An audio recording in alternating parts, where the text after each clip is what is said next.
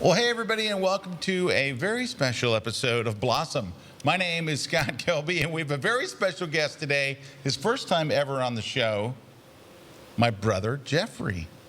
Thank you, Scott. Thank you. Bro, man, give me some love. Bro. All That's right. what we do. So I always say that, like, every time I do an interview and I go, how did you get into photography? It always starts in with, well, my brother, Jeff, was a photographer, and you gave me my first camera, my Minolta SRT 101.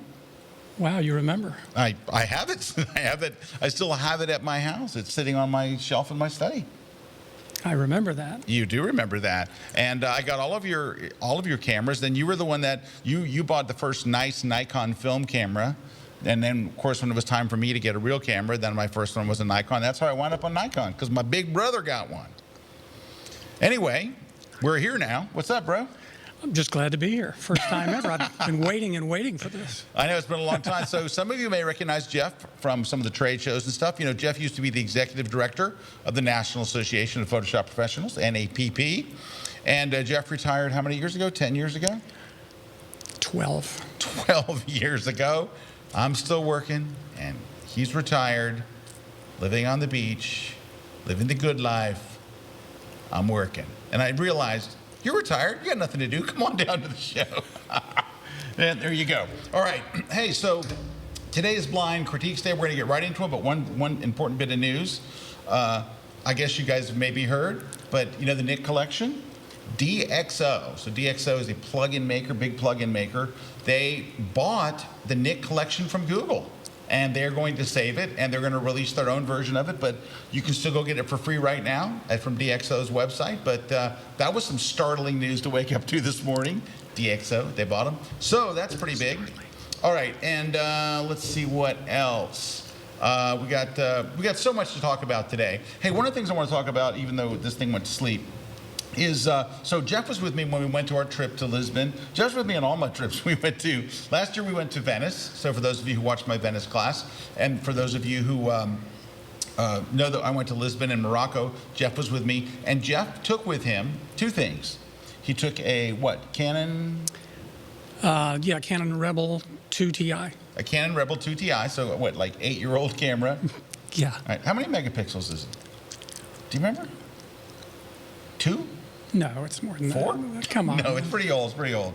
And he just took his iPad, and he did everything on Snapseed. And I asked him if he could bring his iPad. Now I'm going to show you, so I could show you a couple of pictures that he took with this old, like I think it's probably an 8-megapixel camera. But this old camera, and he did all of his processing in Snapseed on. Didn't even take a laptop. I'm here working at night on my laptop. He's sitting over there on his iPad, just having fun. So, do you have it over on Video Control Room too? So I'm just going to show you a couple of his shots. These were taken with a what lens did you use? What'd you take? That's the only lens I have, the 18 to 200. The 18 to 200. That's actually a pretty good lens. All right. So I'm just going to scroll through a couple of his pictures. This is obviously from last year's trip to Venice, and there's the Dolomites Mountains, and we were sitting there, and there's a cow with us, right? Big giant cow. Big cow with a bell. Big cow, and that little church there is kind of awesome. And then that could certainly be Venice. Gondola usually means. All right, and these are from Morocco, just like a couple weeks ago here. I remember where, ooh, that's nice. I was in there, I didn't get a good shot like that. All right, there's a story behind this snake. I don't know if you've ever been to, we went to Marrakesh, and when you walk through the big square, kind of the center of Marrakesh, people sneak up and try to put giant snakes on you, literally try to wrap them around you. And I would see them come, and I would run. But Jeff wanted to take a picture. We went back the next night. He got down low, and as he's taking this picture of the cobra, you're close enough to a cobra, it's already a little disconcerting. What were you, 6 feet away? 8 feet? I was about 18 inches. No. No, I was like 10 feet, 10 feet, something like that. All right, yeah, he was back a ways. While he's doing that, one of the guys that he's paying to shoot this comes and wraps a snake around him. I thought he was putting his arm around my Yeah, shoulders, because and it was a that snake. big. It was a big old giant snake, and it's a very weird thing. Anyway, I'll just show you a couple more, but I wanted to show you that he's freaking getting it done here using a Rebel 2 Ti. a Rebel 2 Ti, An 18 to 200. 18 to 200, and doing all of his editing and everything on Snapseed. So, but the excuse I give is he was shooting way before me. So. I like this shot. I love the way you put. I have similar shots to this, but I like the way you put those two. I don't know what they are, stands or something. Yeah, that was intentional. Yeah, that's. Look at all those umbrellas. You must be in Venice. So anyway, I just wanted to share a few of those with you guys, and he's going to be joining me on the show today. Hey, we're going to jump right into it. Now, guys, I usually use the bridge just so we can open it up and camera on all that stuff. I went back to using Lightroom, and I'm in the folders panel, which I never like to go to, because I could not get the bridge to stay open for more than 30 seconds without crashing. So I jumped real quick right before we wound up being a little later. Jumped real quick on into, and let me find one here to start with, and. Well, okay, we'll start with this one right here. This is a pretty nice shot. You guys have this on screen? All right, so we have 3 images here. We'll start with this one. We're just going to take a quick look through, and then we'll just give it a quick critique here. These are blind critiques, so we don't know the name of the people that sent them in. I don't know anybody's name that sent them in whatsoever, so it could be anybody. And we do this because we want to be able to give an honest critique. Here's the second shot. And there's the third shot, all right? All right, so here's what I would say. This first shot is just freaking awesome. It's beautiful. The light is awesome. The long exposure kind of makes the water in the front misty. There's just everything going good in this shot. It's just so pretty. So what happened here? So is this the same photographer? Because here you did all the things right to make a beautiful landscape photo. You were in beautiful light. Look at the sky. It's got amazing color and beautiful clouds, and it's interesting. Your perspective is low, everything is great. And what's wrong with this shot is this shot is the exact opposite of your other shot. There's no way you can tell me that the photographer that took this. Because unfortunately, it's the exact opposite. It's taken in horrible light. It's not taken from an interesting angle, and you really don't have a foreground. You kind of started in the middle ground. So if you look at this shot, you notice, can you see my cursor here? You started in the perfect place. You've got a nice foreground, then you've got a middle ground out here. The background is the sky and that line back there. This is a perfectly composed photo in perfect light. I can't even tell you anything to do to make this better. And this is like the before picture. So it's like, I just don't get it. I don't, and I'm not trying to be mean, but I don't know how you could have taken this and sent in this. Because this is the exact opposite. There are no skies. It's taken at the wrong time of day. There is no foreground. You shot it tall instead of wide, which means the internet's going to punish you for that. There's no clear subject, really. It's the background is the subject, and there is a really harsh gradient at the top. So it looks like maybe if it was added later, it was added really. I don't know. Now this one kind of splits the difference. You've got the good sky. You actually have a foreground. The horizon line's in a reasonable place. It's just. You could have just used a different time of day. It's just, you know what this looks like? You were driving down the road and you pulled off the road and you took a shot with your camera and you're like, hey, it looks kind of interesting. But it's kind of interesting. But this, and there's bad news and there's good news here. Don't ever show anyone this photo again as long as you live. The good news is you have the talent to make this photo.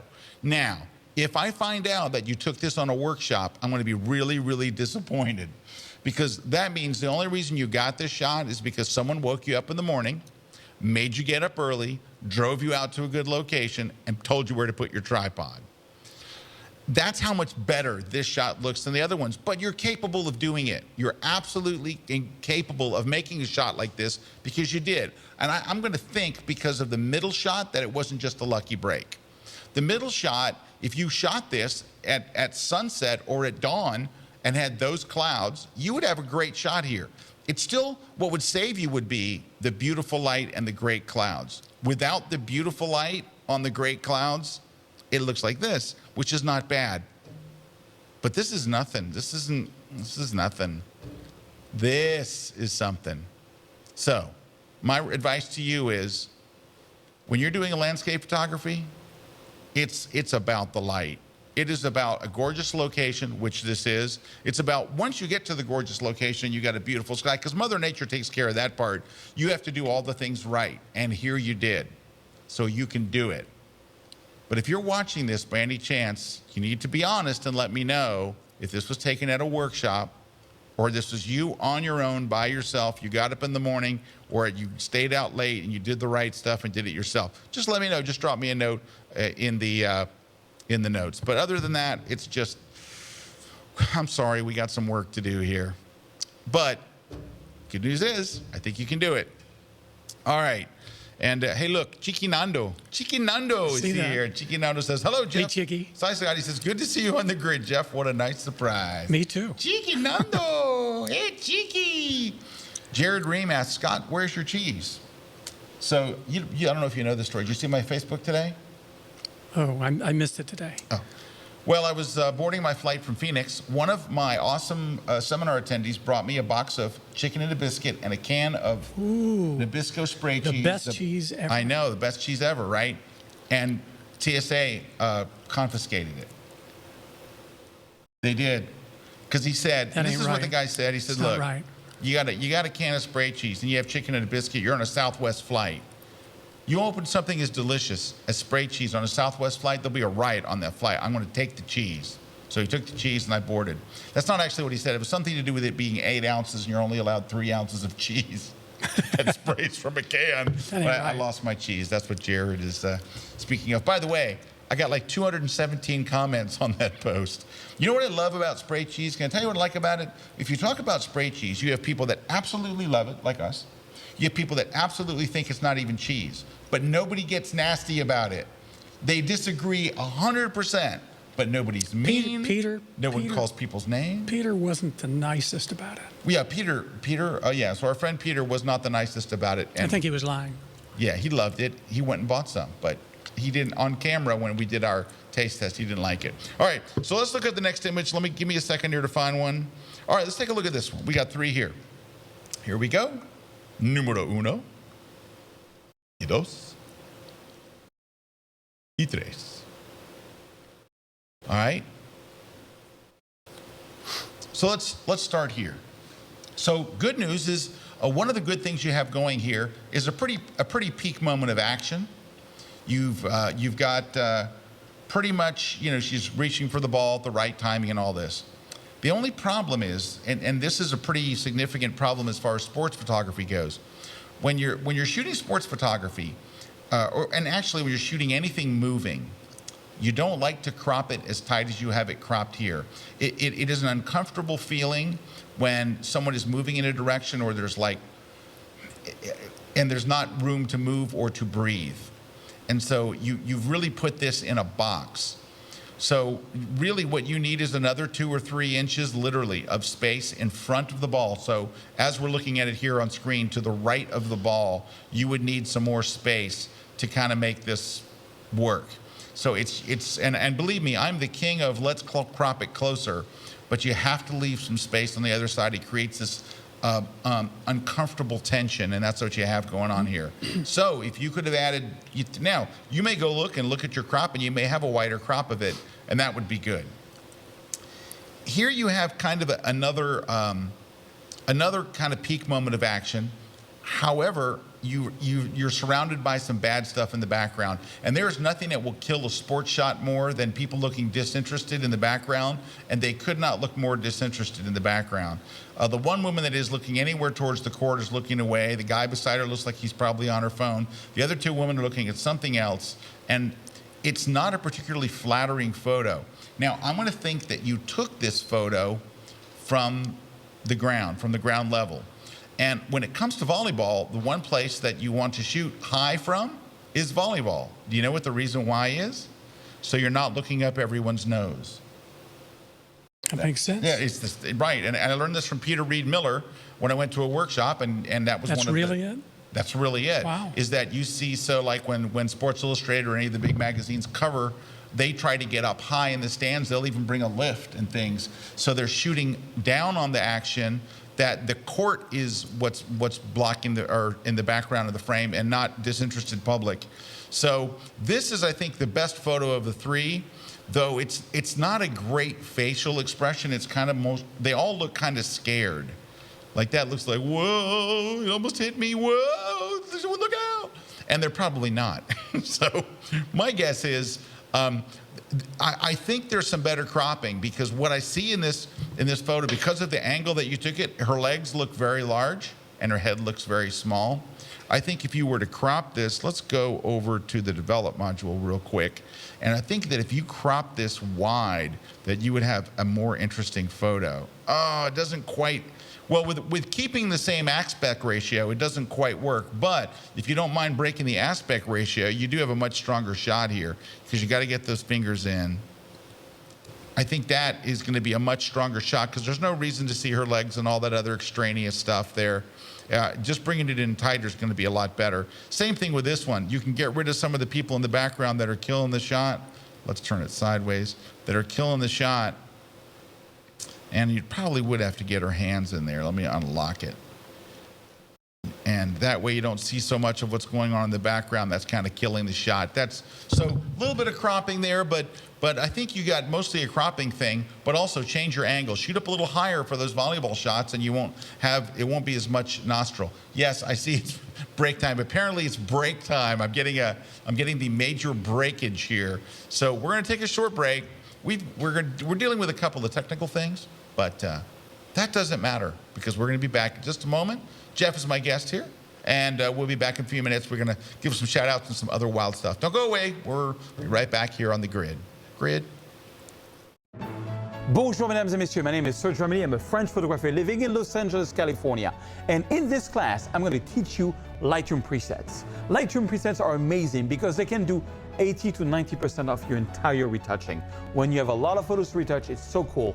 In this class, I'm going to show you how to do presets on your own for sunrise, sunsets, black and white, Hollywood looks, day to night looks, retouching portraits, only at KelbyOne.com. Check it out.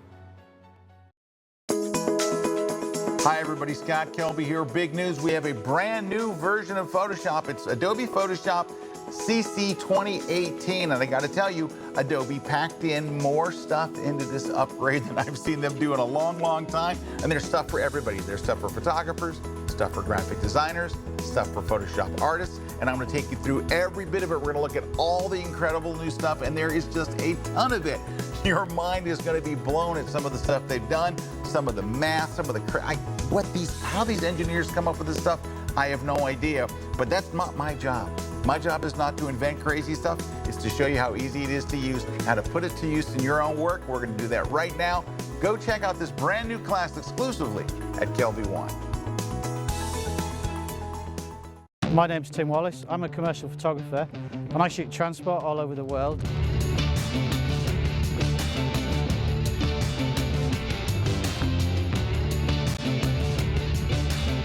So what we're going to do is I'm going to shoot the runway, we're going to shoot and light the plane, and then we're going to put those two elements together and make a composite. I'm Tim Wallace. Come check out my class on KelbyOne.com. This segment of The Grid is brought to you by B&H Photo, the professional source since 1973. Hey, we're back. Scott Kelby here with Jeff Kelby. That is right. Whoa. Hey, we're going to give away some stuff. What are we going to give away? Does this look familiar? I've seen that a time or two recently. Yeah, I carried this little rig with me all over our whole trip. In fact, this was, I took a tripod and never opened it a single time I used this instead. This is the Platypod Ultra. We're going to give one away today. Now, see the ball head on top? You don't get that. That you have to buy separately. But you don't have to use the open ball head. You can use any ball head you already own. Like if you have an airhead or a really right stuff or whatever, they'll all work. I just happen to use this open. In fact, when I was leaving, I came to the set and took this one right off the set. So it was easy to put up. You'll get one though brand new in a box, the Platypod Ultra. The You got a greatest lot of little yardage support. out of that thing. Dude, I got more mileage out of that thing. I used it everywhere I went. So we're giving away that. We are going to give away also, well, this is Moose Peterson's book, Takeoff, which is just this awesome new book that is just tearing it up. Now, Kim, my editor, is giving away this book, a signed copy by Moose today. If you go to my Twitter account, go to @scottkelby.com, you will see a link to Kim's giveaway where she's giving away a signed copy. A very nice, he has a great little slogan that he writes in his book. So he's giving away a signed copy. We're not going to give away a signed copy because Kim is, and she's very loose with books. All right, we're going to give away instead, it just went to press. It literally has left the building finally, the Flash book. So it's a brand new book from me, designed to make you finally fall in love with your Flash. You already own a Flash. It's time to fall in love with it. This is the love book. You know we don't talk enough about on this show, Jeff? What? Love. Flash? Oh, No, love. Flash. No, I was going to say. Love. We It's don't a talk Flash enough book. about love, but we're talking about it right now. Anyway, I'm going to give away a signed copy of my Flash book. It is on press. It'll be out shortly. So we're giving away a Platypod on that. And go to twitter.com. Go to Scott Kelby on Twitter. Follow my link today to Kim, and then you can join her contest because she's giving one. Hers is better than ours. Ours is just the book. Hers has Moose's very nice signature and nice saying and all. He had such a clever little thing he wrote. It was very nice. We're going to look at some more images. I'm going to look at one image, then we'll look at some shout-outs. We have lots of stuff here. Here we go. We're going to look at these images right here. Let's get them full screen, and hopefully I'm still connected. There we go. Here's the first shot, and the next one. And there's the third one. There we go. And there's the third one. All right. So let me say this. First off, this is a darn good photographer because they can take a shot of a stupid Jeep and it still looks good. It's just, what is the shot? Muddy Jeep. It's the muddy back of a Jeep, but it still looks good. It's really nicely post-processed. It's just, at the end of the day, it's a shot of Jeep. But now, if you're doing this for a commercial client and that's what they were looking for, it's good. Otherwise, yeah, I've seen a muddy Jeep before. It's not as exciting. This, though, is crazy good. North Carolina, probably. That is, yeah, you think it's North Carolina? It could be Smokies. So. Yeah. I think so. That's just beautiful. That is just out and out beautiful. Deep, a lot of depth. This is really well done. And I kind of like it. The light bothers me. The light, yeah, this light up here. Yeah. That one. I know, right? Yeah, That's what's just, I kind of can't help killing but look at it. I know, because the shots about this and the light on this is saw gorgeous. that, but I kept looking at the light. So, you know what, though? This is a great lesson for the photographer that we looked at before, right? Because this photographer, even when he's shooting a Jeep, all the lighting is great. Like, this photographer really understands the importance of light. Because even the light, even though, right, we do see this distracting thing up there, and of course, our eyes are going to be drawn to the brightest thing in the photo, right? So there we go. It's super, super bright. We can't help but do that. So a crop of this might be better. This is not going to be easy to crop because some of them are really obvious. This is not going to be easy. I mean, it's not easy. It's not hard to move the dial, but because then it leaves this, what's that weird thing? What's the thing on the And then back? all you Yeah. would say is, what's that? But then if you take that away, then the shot looks so simplistic. So here's where we are. I don't think you can crop the light away. It is distracting, but I still kind of like it. I kind of like it too. Yeah, it's kind of a good shot. This is an extremely ridiculous, lot. ludicrous, frame it, hang it on the wall, enter it in competitions, you'll win. And this is a Jeep. But It's interesting, though. it's it's very well done. This is just good stuff. I don't know who the photographer is, of course, but hats off to you. You're a very, very good photographer. And, now, you found an incredibly interesting subject here. You found a pretty interesting subject here.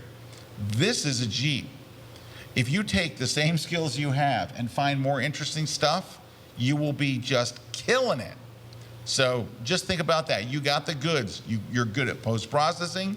You're good at composition. Just find a little more interesting things, and man, you will explode because you've got such great camera technique and such great post-processing technique. So job well done, really, all the way around. Got some shout-outs here. We've got Hans from Belgium, Greg from Detroit, and Anne Woolley I think there might be a letter Might missing be there. I or- could be Jan Woolley. Or could be Ian Woolley. Ian Woolley. It's someone from Frankfurt, and we've been there. And Mark says, hi, Scott, finally catching you live from Portugal here. Love, love, love your videos. Thank you, Mark. Stuart's here from Scotland. Stefano from Cremona, Italy. Cremona, Italy. Cremona.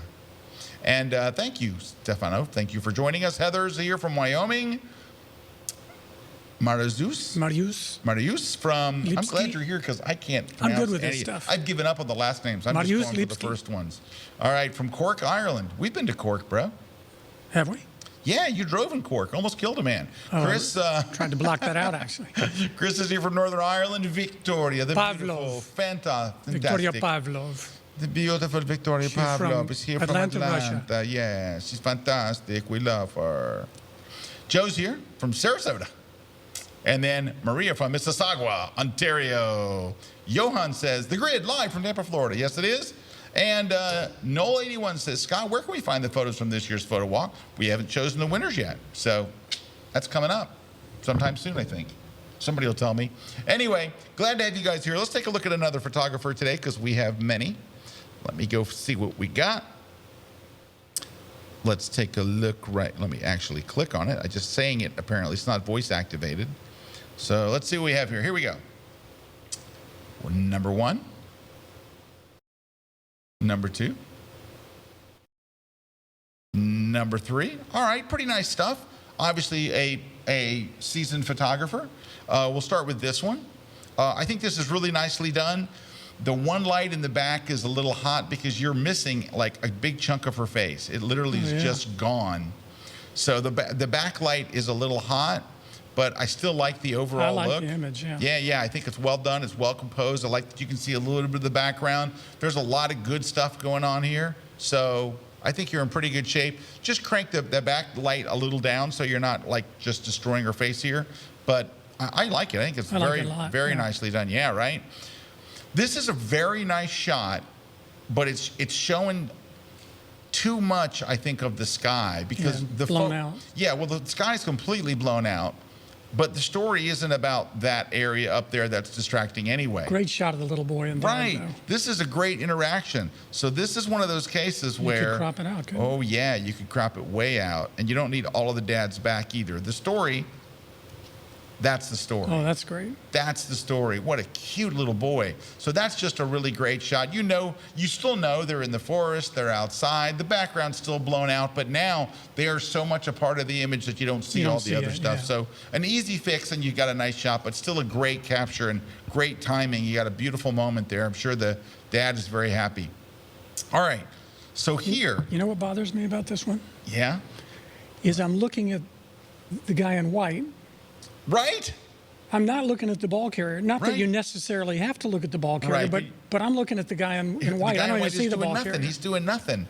So that's what the problem here is number one is even if you were focused on the guy that's running with the ball, he's not doing anything interesting. It's not a peak moment of action. There's only one interesting guy. Yeah, there's only one interesting guy and he doesn't have the ball.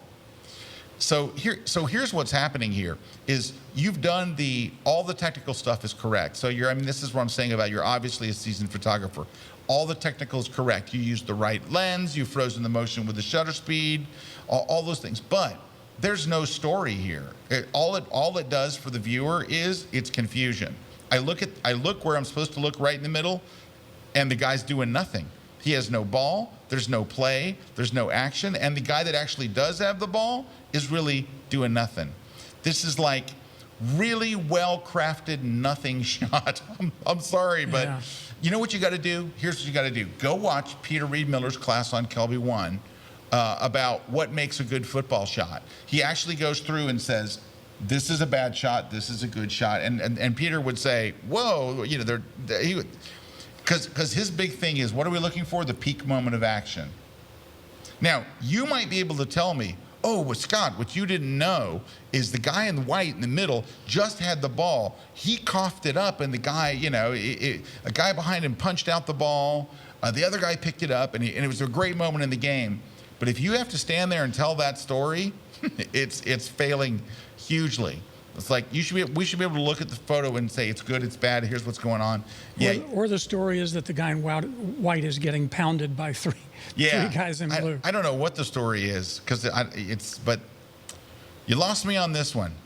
You have me here and you got me there, but you're a good photographer. You just need to study up on what makes a good sports photo, because you have the technique to make a good sports photo. This just is not one.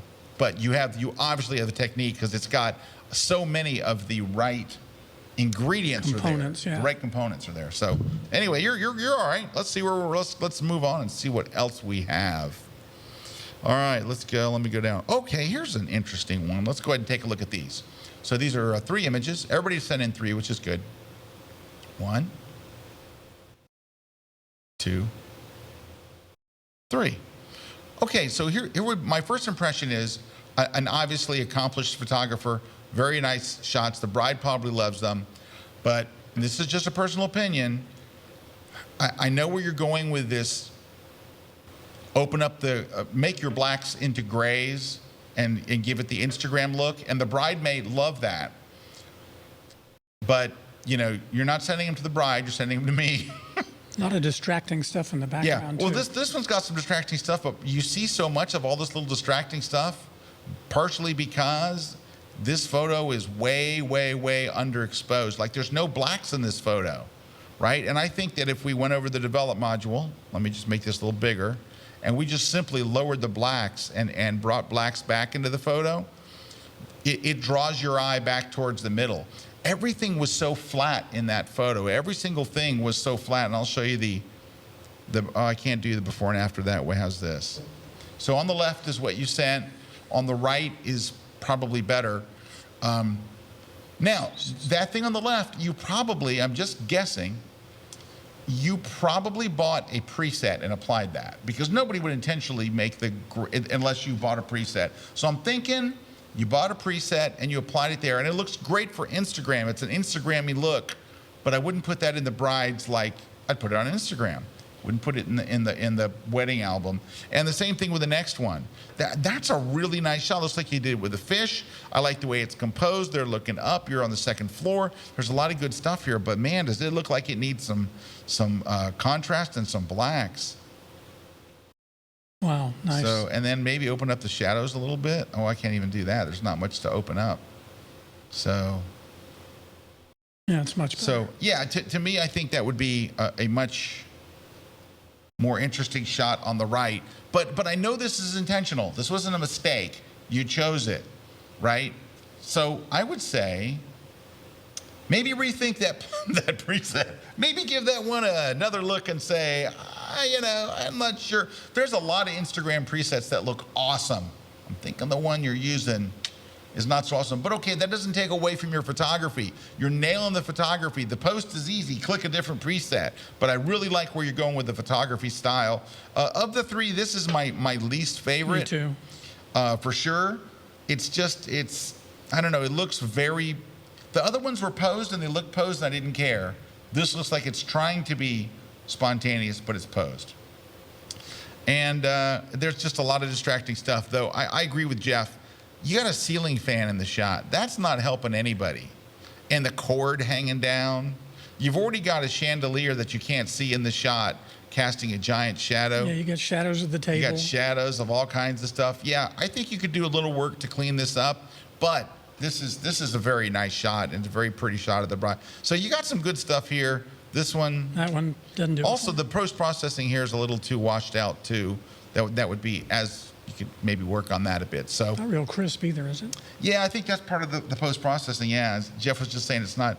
Yeah, it's actually blotchy. It's like there's no smooth gradations between colors. It's kind of blotchy, and so it doesn't look sharp. I would just work on your post. I think your photography's very good. So just work on the post. Easy enough to fix that, right? If only there was a place that taught post-processing.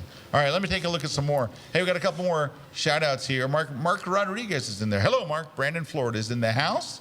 Adam is here from Vegas. You're Kunas. We have Adam is here. Kuldeep is here from Doha, Qatar. Srivastava. I'm just going to have you give me like an earpiece, and even when you're not on the show, you can just help me pronounce the last names. Joe's here from Sydney. Darren's here from Pennsylvania. Stefan from Nykvarn, Sweden? That's probably Nykvarn?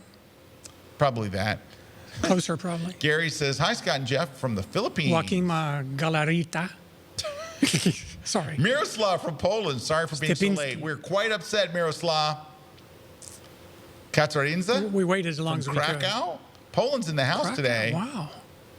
And Liz is here. She says, hi, I took your class on Friday. Well, thank you, Liz. Thanks for being here. And Craig says, it would be hilarious to see a photo of the TSA folks in the break room eating your cheese and crackers. They didn't take my crackers. They just took the cheese. So on a Southwest flight with a box of like chicken and a biscuit and nothing to put on They them. just don't know. It's very bad. All right, let's take another look and see what we've got. So I want to look at these real quickly. So these are they're really nicely done. You got the super moon back there behind there. But I tell you what, I would get rid of these construction cranes. I know that they're really there, but you got a super moon and the Empire State Building.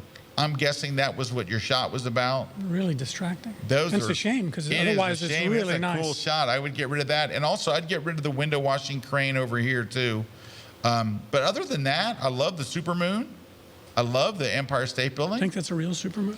I think it is. Could be a real supermoon, or it could be a superimposed supermoon. But either way, I really liked it. This one is nicely done too. It's a mini moon. I shall call it mini moon. Mini.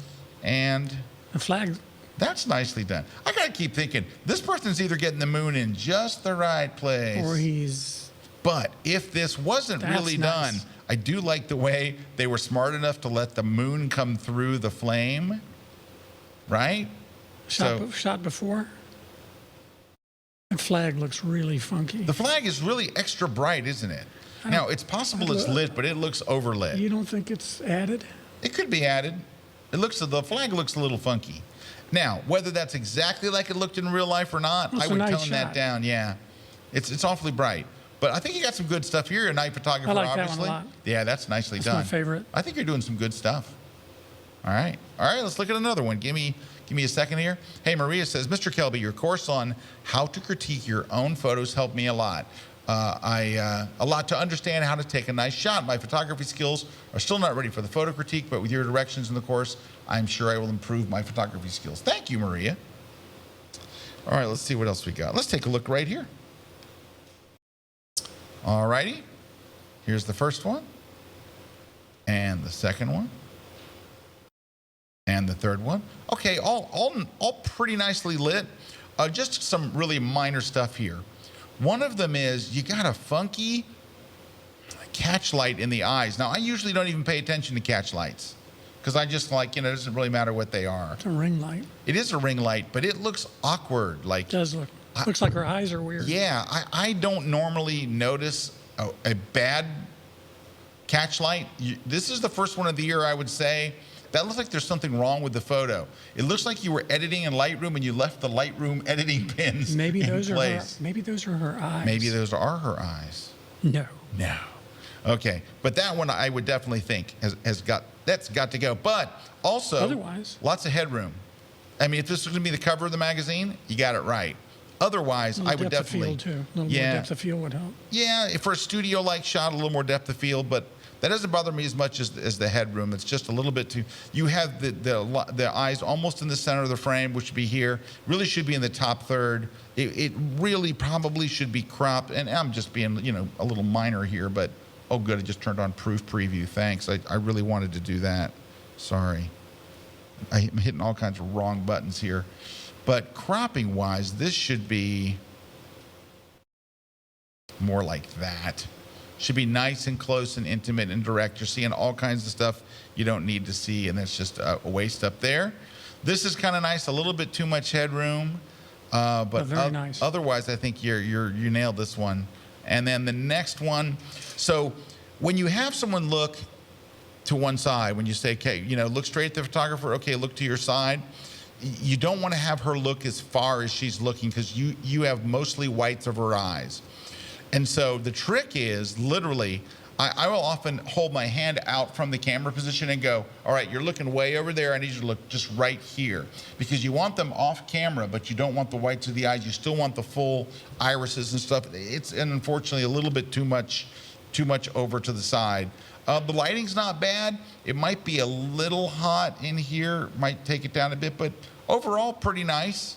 Now, on the screen that I'm looking at right now, there is a blue color cast in her hair. Her hair, actually, I don't know what you're seeing, because I'm looking at a screen here in the studio and it looks right, but on my screen that I'm looking at here, which is pretty color accurate, her hair has a blue tint in it. I would take a look at that and make sure there's not a blue color cast on her skin. In fact, her whole skin and everything looks a little blue, but I mean, I can fix it here, but I don't know what it's going to look like based on that's the great thing about putting your images on the internet. But I would warm her up just a hair. Ooh, just that tiny bit got rid of all the blue in her hair. It also made her skin warmer. I think just a little warming up could help. That usually when you warm people's skin up, they look better. It's just a happier, better thing. All right, hey, we're gonna take a short break. We have more images to look at, and we have some other stuff I think coming up. I don't know. It's really hard to say, but we're gonna take a break. Don't go away. We'll be back. Such and such and such. Blah blah blah.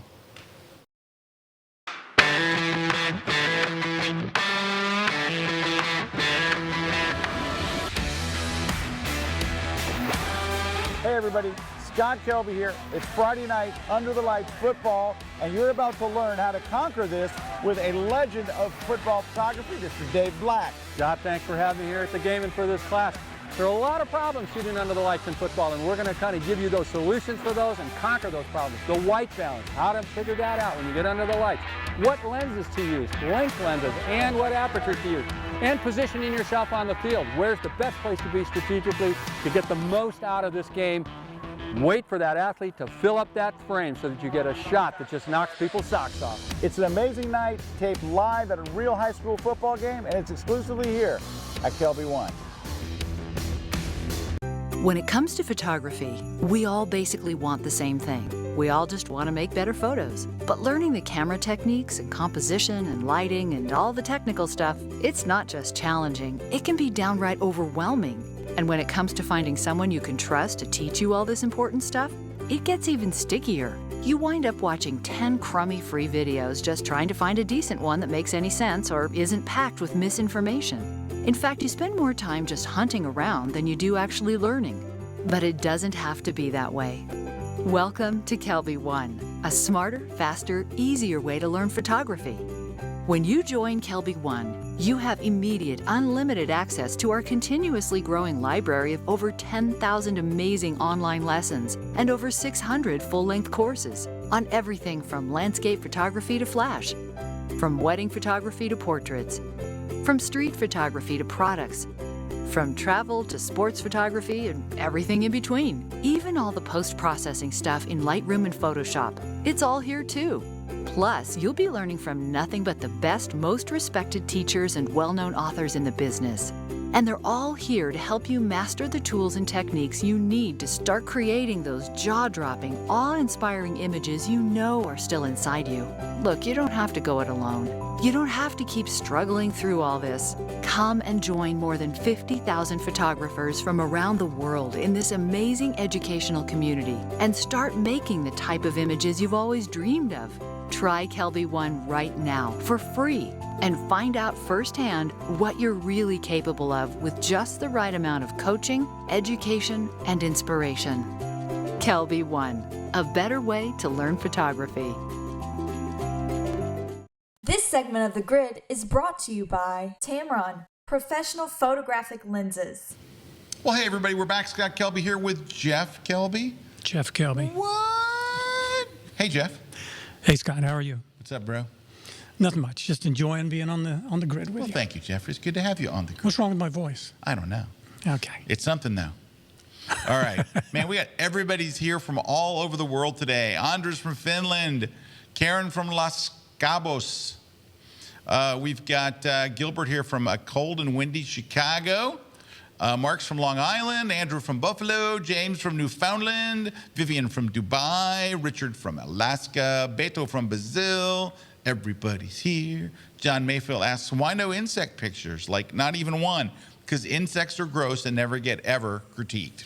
Okay, I want to show you this next photographer. I just saw their pictures just a second as we looked at it. And this goes back to our sports photographer before. I was saying, hey, remember the peak moment of action is really, really important. Nice tight crop, peak moment of action. Take a look at this. Look at these. That's an awesome shot. That is a peak moment of action, and so is this. So these are, look at the nice saturated colors, the great cropping, the moment. I mean, and look at the crowd in the background. There's such separation. It doesn't matter whether they're disinterested or not. You don't even know. And this is just terrific. That's my favorite. Oh, yeah, that's just a really nice shot. Just boom, right on the money. And then this is also, this one's my least favorite of the three because you, good though. Yeah, but you can see a guy getting hit with the arm, and then, you know, it's just, there's a lot going on there. Still an interesting photo, but these two are just killer. But this photographer, just in general, they're a pro. They got it down. But do you see the difference? Like, oh yeah. Look, remember the football shot where we didn't know where to look? Oh yeah, know what the subject was? Yeah, this is what you're looking for. This is where you're aiming for. So great job on this photographer. Really good. Really just keep up the good work. Nicely done. We're going to go through these a little quicker because we don't have much time left. This is... okay. That's cute. But you know why this is cute? Because she's so adorable. But still, and you can see the flash in there, and I don't care. That's really well done. And this is a... This is all right. This one's got to go. For a whole bunch of reasons. No, well, she actually is fairly well lit, but there's two things that could help this. Is number one, you can see the flash over here, and we know it's the opposite side of the sun. The sun's over here. It freaks people out when you see a light source that is when you know the sun's someplace else. It's just it is a artificial feeling. It's an artificial feeling, and it looks almost composited and stuff. So that's a little funky. And number get two, rid of the smokestacks. Get rid of the smokestacks. What is this doing in your shot? Get rid of the smokestacks. Number three, I don't want you to light the ground. The brightest thing in the photo should not be this ground. You can fix that. Now, you could fix, I would prefer to fix it when I shot it or do what's called a double tap. And that would fix it a whole bunch. But why is that going to black and white? That is going to black and white, and I do not have saturation lowered. That is just weird. That should not be going to black and white. I don't know why it's turning black and white. It's still black and white. Let's try that again. Let's hit reset, lower the exposure a bit. There we go. I don't know what. You got to get rid of that light down there. Nobody wants to see the ground lit. That's pretty decent.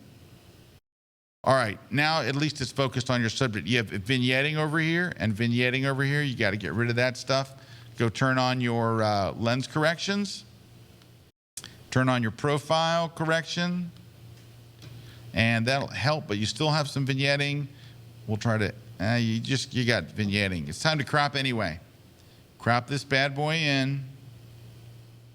You can almost get rid of the smokestacks and get rid of that extra crazy light source. Yeah, that light source over here, when you can see the setting sun over here. This one's kind of broken. But the other two, I think, I like what you're trying to do with flash and stuff, so I'm going to give you a high five. I think you're doing okay there, but be mindful. If the sun is, when you're outdoors and the sun's on one side, you need to light from that side. Be mindful. I'm going to skip that one. That's 6 photos, and we wanted 3. There was a particular, let's look at these. Oh my gosh. This is awesome. Long exposure. Wow. Beautiful. This is Singapore. Gorgeous, beautifully done. Is that where it is? That is Singapore. Wow. This is Shanghai, and also really nice. Beautifully done. And Hong Kong, Rockstar. This is beautiful. All three of them on the money. And I'm guessing this is Cesar Mendez because it says Cesar Mendez in the bottom corner of the shot. Cesar, you got it rocking here. These are just absolutely beautiful. High five. Absolutely. I don't have anything to tell you, but you should teach a workshop. Very nicely done. Excellent job. Super good. Cesar rockin' Menendez. Let's see what else. Let's look at these. I just saw these on the break, and number 1, number 2, and number 3. Love, Three. love these. Three's the best, right? Three's the best. Three's the best. But you know what it is? She's giving you something in all three looks, all three, because you would think this is a blank stare, but it's actually got a little attitude, and I really like it. I love the lighting. The lighting is spot on. You didn't fry your hair or anything. You can still see the hair with it, the ends look pretty good.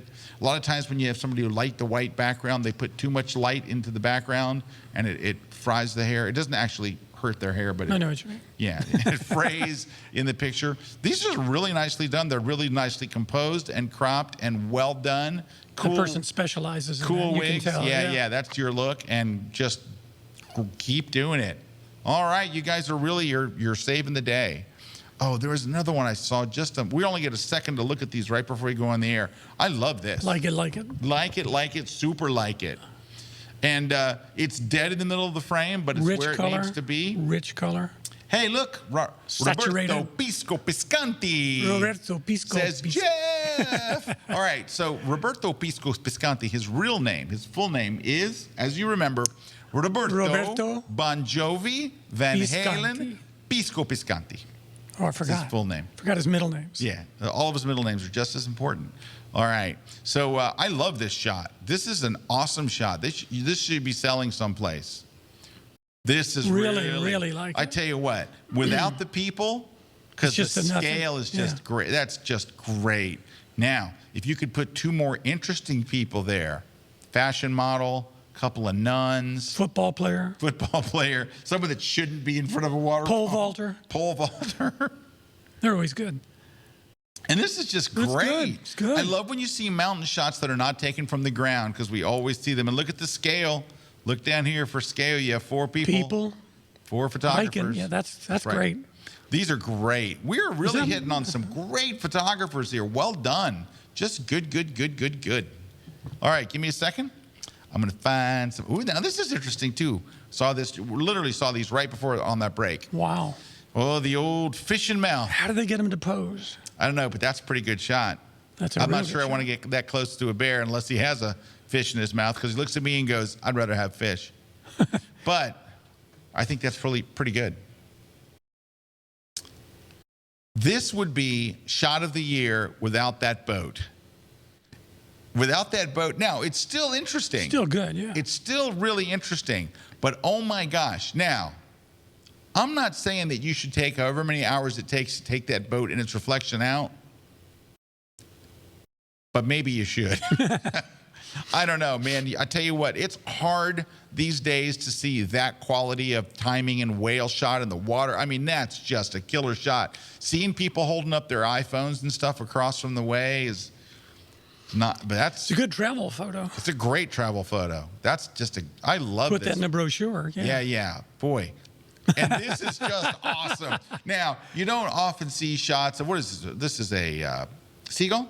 Maybe. Eagle? No, I'm kidding. Osprey, no. Okay. No, but this is a great shot. I love this photographer. This is a great photographer.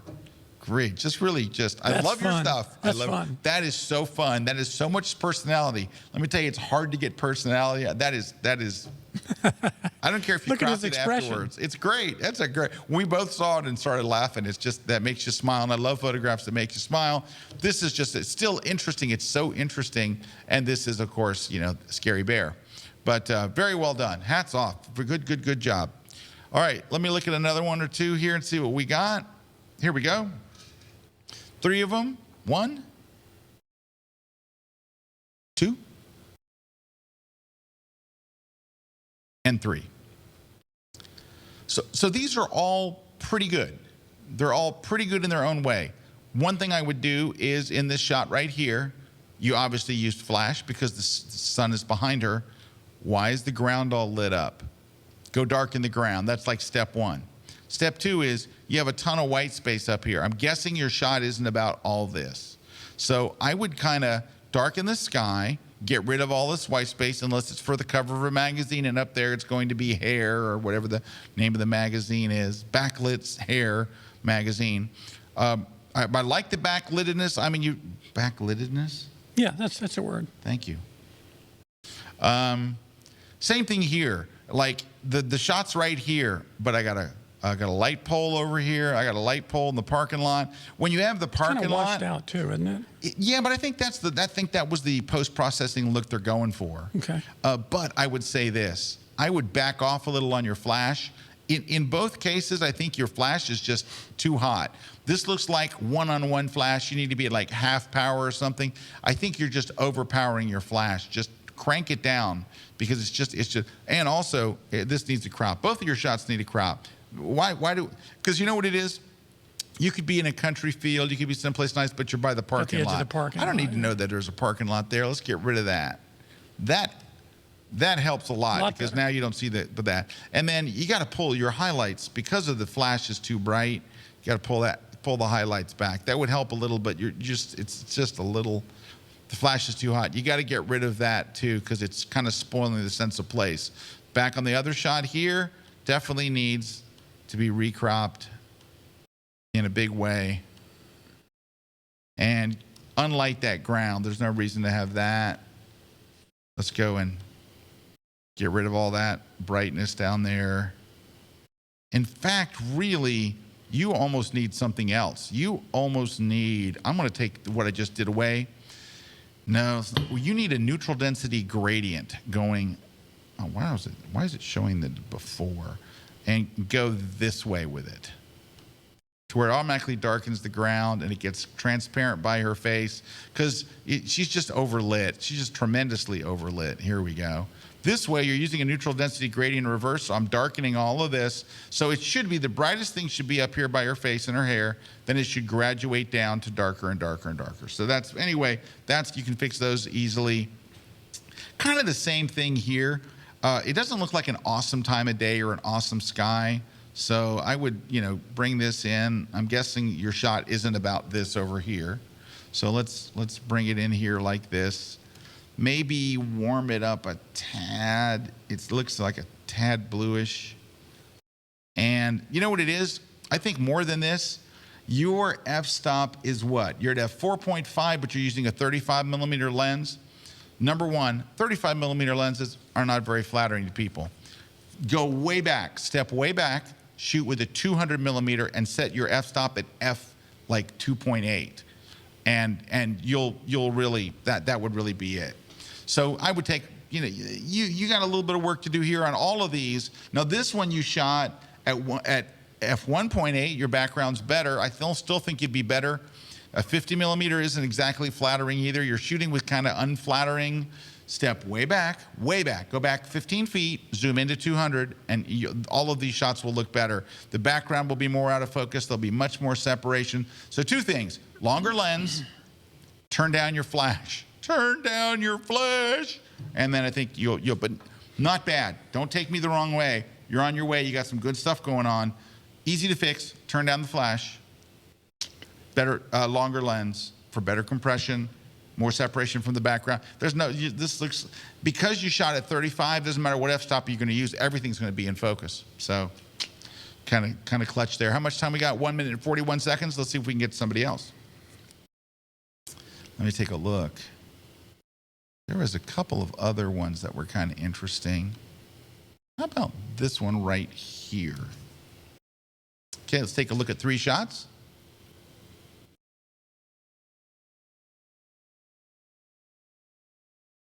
Kind of interesting. Yeah, I think this is the best one of the bunch because I think you've captured a cute moment.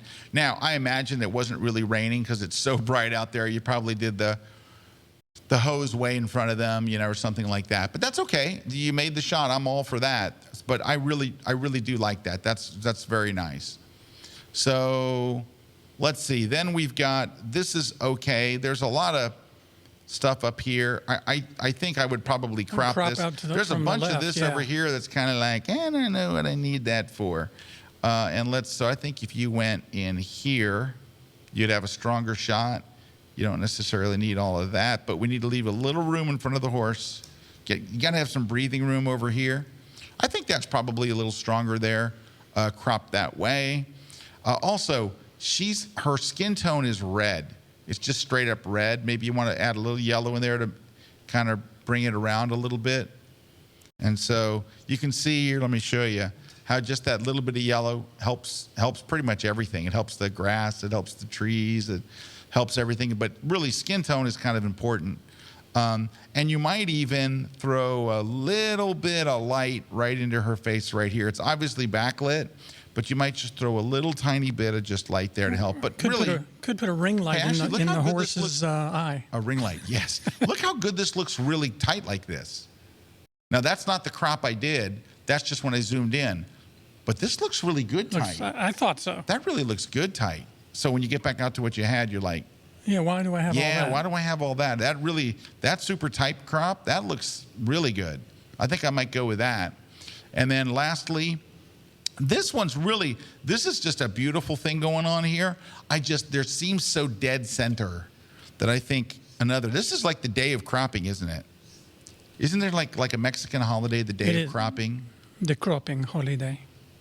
Like something a little more where they're over to one side. I like it. I think would make it more interesting. I also think you could hit the vibrance slider down here, bring it up a little bit, and a little more contrast to Rooney. And I think that, let's go back to where we were. I don't want to add too much color in there, but you know what it is? As photographers, when we see stuff that is really kind of, colorful, photographers like, oh, it's too colorful. The public freaking loves color. The public, the more colorful it is, the happier they are. And well, every one of these, when you've brightened them and added a little color, they just got better. They pop, yeah. All right, well, gosh, we've just about run out of time. Just a couple of quick things that I want to tell you real quick before we go.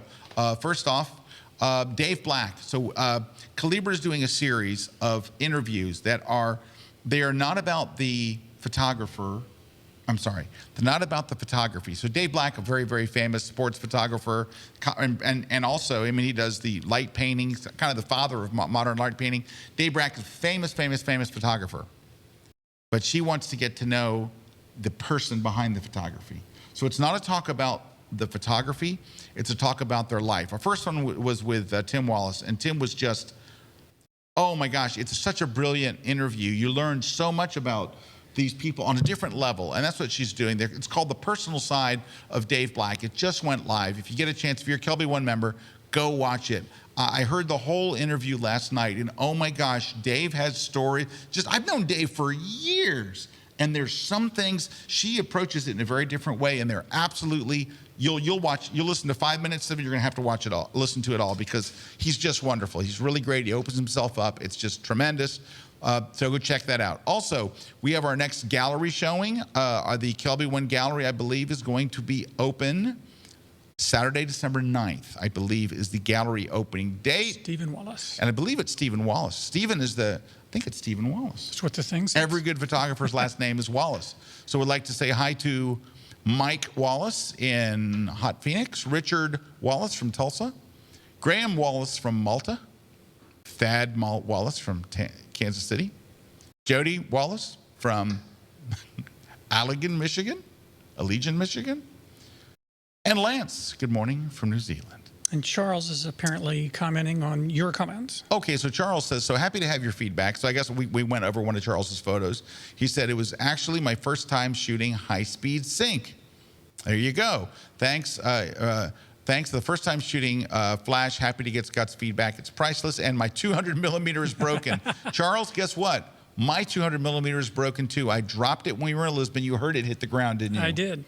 And I thought you had hit the ground. So I sent it back to Canon to get repaired, and I got the bill. How much do you think the repair is? $350. Right around $1,000. $1,000. Yeah, it's like $992 or something. How much is the lens? More than $1,000. I think the lens is, what do you think of 7,200? One, 2,400 bucks, something like that. 7,200 f2.8. One usually know these things. One is not 15 or 1,400 f2.8. Now we got to look. You're talking an f4 there, Juan. That's an f4 price. We're talking a 2.8, Juan. We're going to go to B&H and find out how much it is. And by the way, B&H is the epicenter of what everything costs. So Canon 70 to 200 miller f2.8 and 2.8. Here we go. Should be Oh, it's not so bad. $18.99. That's not bad. That's the one I have too, $18.99. So now you could get this one for $12.49, but what is this?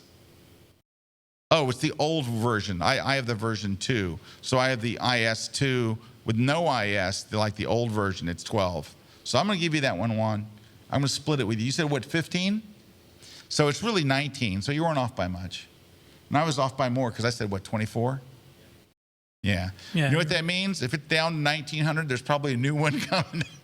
I'll buy mine just before, so I'm not. Hey, if you live in Dallas, Texas, and I hope you do, I'm going to be there on Monday, November 6th with my seminar. I was just in Phoenix this Monday, and oh, we had a blast. Such a great town. Great weather in Phoenix. It was beautiful. It always is. Well, not always, but not always, but it was beautiful. So there we go. I'm going to be in Arlington, Texas, the Dallas area, the Dallas-Fort Worth area. Come on out and spend the day with me. We will have so much fun.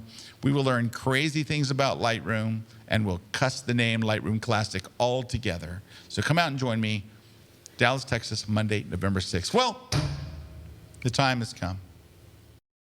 We're going to have to say goodnight. Jeffrey, thank you for joining us. Scott, I've always wanted to meet you.